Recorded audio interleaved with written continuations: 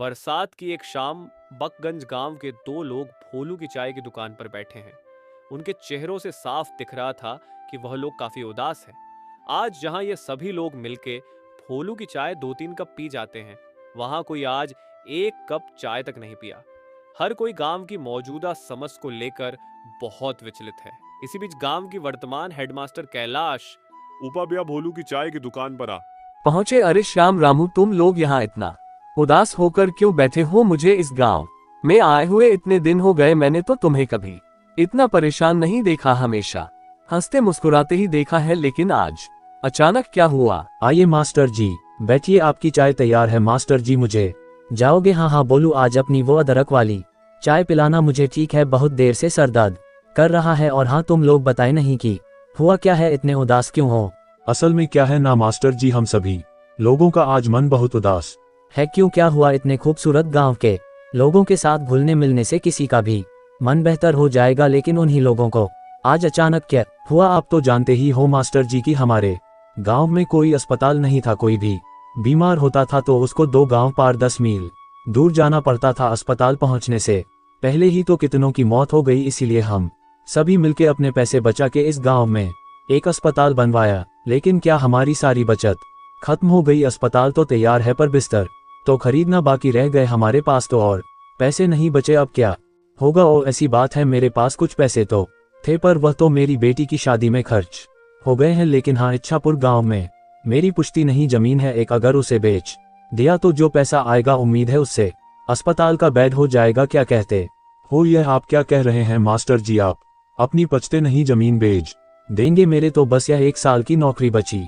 है। मैंने तो मन बना लिया, जो प्यार यहाँ मिल रहा है मैं तो बाकी की जिंदगी यही गुजार हंगा। तुम लोगों के साथ क्यों नहीं रखोगे क्या? वैसे भी ये तो बड़ा ही पुण्य का काम है, भगवान ऐसे अवसर बार बार नहीं देते। श्याम रामू और भोलू की आंखों में जैसे आंसू आ गया हो। तीनों ने हाथ जोड़कर कैलाश मास्टर का शुक्रिया किया। अरे अरे, ये क्या कर रहे हो? अच्छा सुनो, हम लोग कल ही निकल जाएंगे। काफी समय से कुछ लोग मुझसे वह जमीन खरीदना चाहते थे। देखते हैं अगर इस बार बात हुई तो उनको ही बेच देंगे। अगले दिन सो कैलाश, रामलाल और माधव इच्छापुर गांव की ओर चल पड़े। जब वह ट्रेन में थे, बाहर बहुत जोर से बारिश हो रही थी। आसमान काले बादलों से ढका हुआ था और हवा भी बहुत तेज चल रही थी। यह बारिश तो रुकने की नाम ही नहीं ले रही है।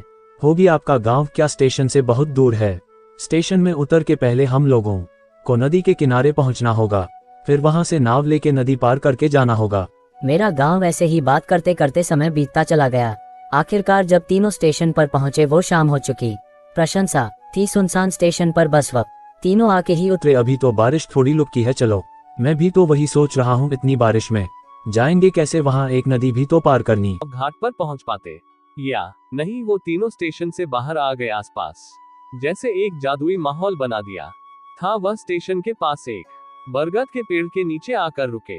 यही परीक्षा मिलता था आज, तो एक भी रिक्शा नहीं दिखाई दे रहा। इतनी बारिश की मौसम में क्या ही मिलेगा? किसी ने तो उम्मीद भी नहीं की होगी कि इतने बरसात की रात में भी कोई आखिरी ट्रेन से यहाँ है। अब क्या किया जाए? चलो पैदल ही चलते हैं, मुझे तो कोई और रास्ता दिखाई ही नहीं दे रहा। मौसम भी तो कुछ ठीक नहीं लग रहा है, अगर फिर से बारिश आ गई तो।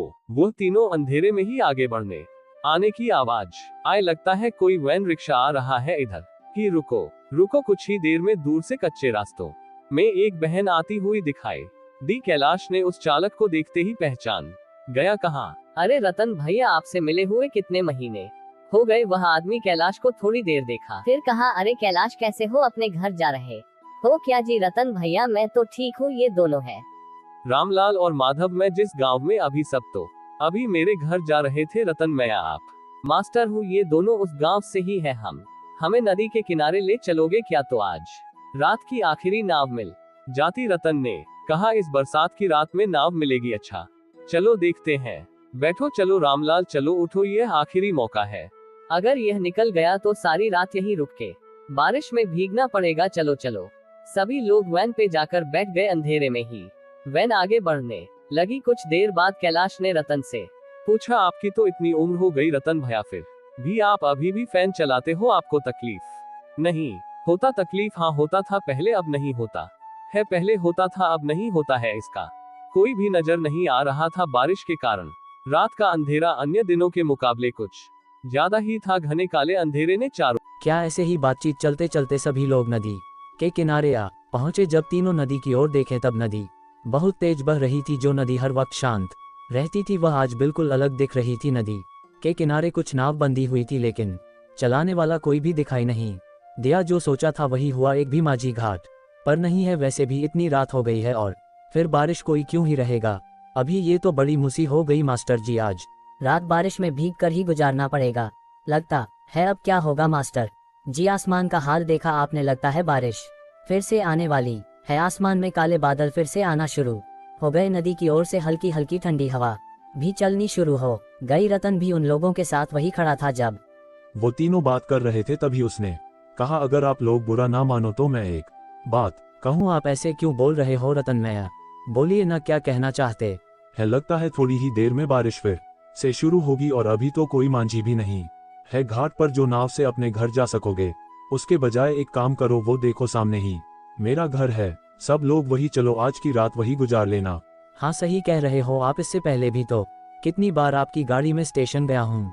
आपको अब की घर से बुला कर क्यों रामलाल माधव, और तो कोई रास्ता नहीं दिख रही है। आज की रात वही गुजार ले रतन भैया, आज हमारा कितना बड़ा उपकार किया है क्या बताओ। हाँ माधव ने सही कहा, हम रतन भैया के घर पर ही चलते हैं, नहीं तो इस बरसात की राख में बड़ी मुसीबत में पड़ जाएंगे। सभी लोग मिलकर रतन की घर की ओर बढ़ने लगे। जैसे ही वह घर के अंदर घुसा एक अजीब सी बदबू आने लगी अंदर से, मानो बहुत दिनों बाद कोई इस घर को खोल रहा हो। रतन भैया घर के अंदर इतनी बदबू क्यों, ये फर्श भी कैसा भीगा भीगा सा लग रहा है। असल में ये घर तो आधी समय बंद ही पड़ा रहता है। मैं तो अपनी गाड़ी लेकर बाहर ही रहता हूँ और पानी शायद खिड़की से अंदर आया होगा। कमरे की कोने में एक टूटी खुली हुई खिड़की से हल्की सी रोशनी आ रही थी।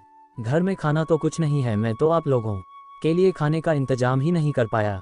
आप उसकी चिंता मत करो, इतनी खराब मौसम में रात को रहने के लिए जगह मिल गई, इससे बात नहीं है। ठीक है आप लोग सो जाओ और आप ज्यादा और क्या चाहिए। अगर आप नहीं होते तो आज रात हम लोग कैसे बिताते भगवान ही जाने। अरे ऐसी कोई आप कहाँ रहोगे, मैं बाहर सो जाऊंगा, कोई परेशानी नहीं होगी। क्यों आप हम लोगों के साथ सो जाओ ना।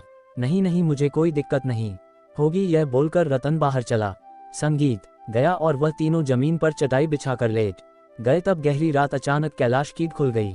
एक अजीब सी आवाज आ रही थी, जैसे कि कोई घर से थोड़ी दूर जमीन खोद रहा हो।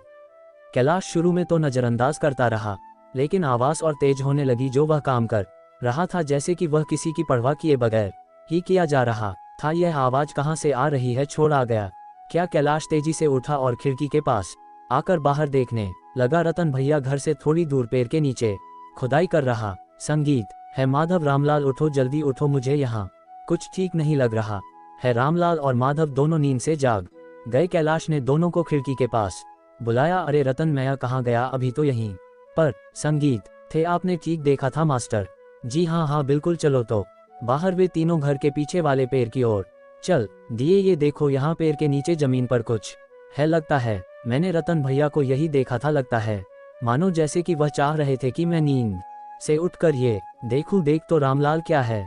वह मिट्टी को हाथ से थोड़ा हिलाने पर रामलाल को पैसों से भरी हुई एक कलश दिखाई दी। अरे इसके अंदर तो बहुत सारे पैसे हैं सच में, लेकिन यह है किसके। रतन भैया भी कहाँ चले गए। ठीक है वह दूसरों की पैसे है, उसकी हमें जरूरत नहीं। वह जैसे था उसको वैसे ही रख दो अच्छे से और चले आओ वहाँ से। ठीक उसी वक्त वह पेड़ जैसे हिल उठे।